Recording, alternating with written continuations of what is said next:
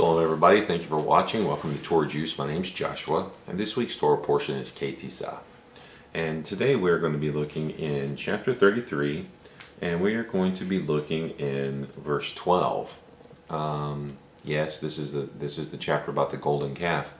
And we talk about the golden calf a lot in idolatry and everything, and yes, we have a lot of things that we place importance on that could be considered idols in our lives, but that's not what I would like to focus on today. What I'd like to focus on is beginning verse 12, where Moshe is pleading for God's nearness, his closeness. Moshe says to Hashem, "See, you say to me, take this people onward, but you did not inform me whom you will send with me. And you had said, I shall know you by name, and you have also found favor in my eyes. And now, if I have indeed found favor in your eyes, make your way known to me, so that I know you, so that I may find favor in your eyes, and see that this nation is your people." He said, that's Hashem, "My presence will go and provide you rest."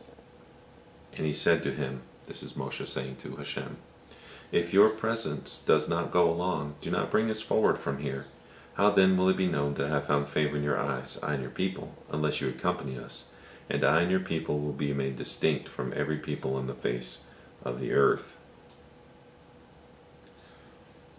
This is amazing. Sometimes in the verses that we think are just fill-in verses, there's so much power and truth. Remember, there is not one word, not one letter written in Torah, and I'm talking about from the Hebrew, not the English, but from the Hebrew, not one holy word that is just a fill-in. There is deep spiritual meaning in every single letter of the Torah. And when we translate to English, sure, there are some things that are missing, but this is what we have. He says, "If you've indeed found favor in my eyes, make your way known to me." Do we really want to know the way of Hashem? Do we really want to know his ways? Do we really want him to show us the good path? Do we really want it? Or is it just this thing that because we know we should ask for it, we know we should want to be on it? Is it one of those things? Well, I think yes. And I think some people really honestly look for the true path.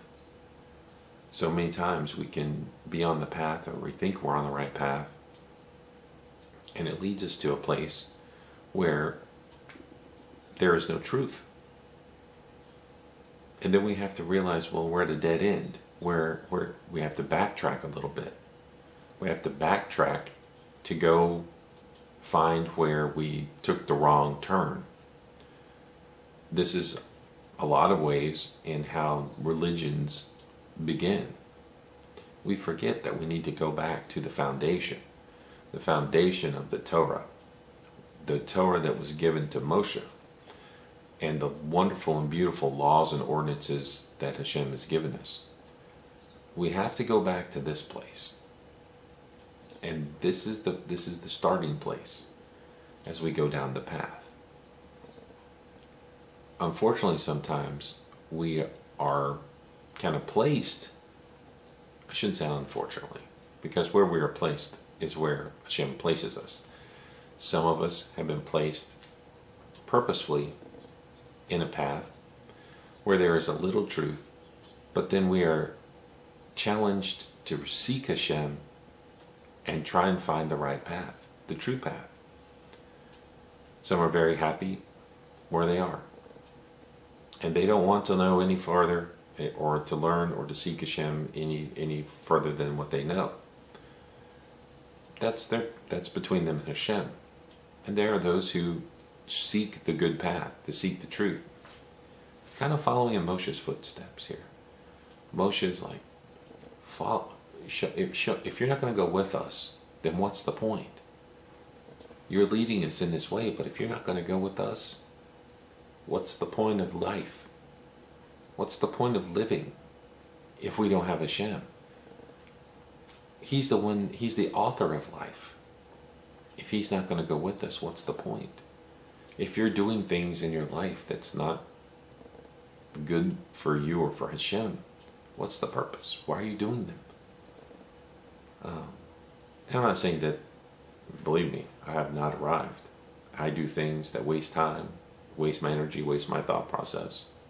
It's just junk food for the brain, and it doesn't glorify Hashem, and it doesn't help in anything.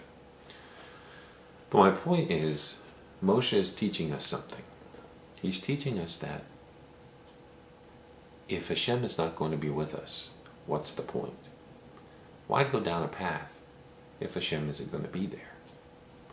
You know, King David talks about this as well. If your presence does not go along, do not bring us forward from here. Just leave us in the desert. Because remember, Hashem said, well, I can't go with you because I'll kill you all because of the sins of the golden calf. But he was going to send his angel with him. But he's like, no, it needs to be you. And this is the presence and the tabernacle and all of these wonderful things. His presence is so dear. That's why we need the temple. We need his presence in this world. See, there's a disconnect. A disconnect because of our sin, because of our unfaithfulness. And this disconnect is we've decided to go down this path without Hashem. Not that he has chosen not to go with us. We have chosen to go without him. And the temple is in ruins because of us, not because of him. Because we have been unfaithful.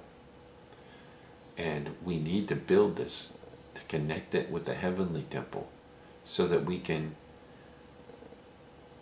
the power of the Shekinah will dwell again in the temple, and that we will also be able to have a clearer vision of the path that we should be on.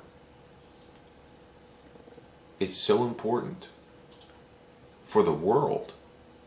The temple is not just for the Jews. It's not just for us. It's for the entire world. That's what people don't understand. But on the other hand, if you look at how people and how the world in history has wanted to control Jerusalem, this tiny little place in the desert, of all the vast places, even places where they have gold mines and diamond mines, the whole world isn't against those places. The whole world isn't against and trying to fight these countries who have these vast wealth, to the extent that they are trying to control this tiny little place in the desert called Israel. If your presence does not go along, do not bring us forward from here. He also talks about finding favor in his eyes. What can we do to be found in favor in God's eyes? That's a difficult thing. I think teshuvah, repentance, also Torah study, prayer, everything that we can do to get close to Hashem. Because he is so merciful and forgiving and patient with each of us. Could you be found in favor in God's eyes like Moshe? I don't know. Me personally, I don't think I could. But even just a little. And we can look at our life and see the blessings that we do have. And sure, we have hard times. And sure, there are difficult trials. But if we look, we've been found in favor in God's eyes by a lot of the things that we have within us and the things that we have around us. But if he's not going to go with us, why should we go? That's why we have to be with him and be down his path and head down the true path of Torah. That's the important thing. So just these few little verses. And then Moshe said, show me your glory. And this is where Moshe has a limit of his vision. He can't fully comprehend God. Sure, it'd say, well, he saw his back. Well, we all know God doesn't have a back. That's for us to understand. God is so infinite and so majestic. Could God have a back? Yes. If he chose to. But I think he's so far beyond our comprehension that we have to be very careful not to place him in a human type form. But that's, can you see where I'm going with this? The sins of the golden calf, the making the idolatry. We always look to something physical and tangible to put our trust in. Moshe says, your presence. Let your presence come with us. And if not, then we don't want to go. Can we say that about our lives each and every day? Because he should be the focus, the true focus. And through every little thing that happens in our lives, he leads us in these paths. I read something today from Likutei Moharan, from the Rabbi Nachman of Breslov. And he tells us that Hashem plans each of our days and even our thoughts and our interactions. Every little detail he plans for each of us each day, for us to look in and to delve in and to find the hints that he has given and placed there for us about him.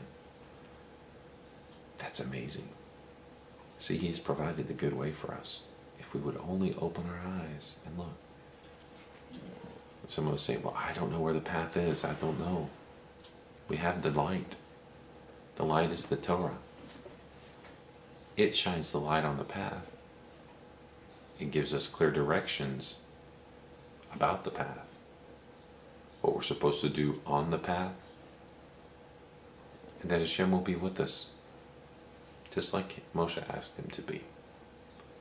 Hope this has been helpful to you. I hope that this will lead us into more understanding about the path of Hashem and the paths that we should be on and in following the Torah and the wonderful, wonderful guidance that we get from Hashem. Thank you for watching. Have yourself a wonderful and blessed day. Shalom.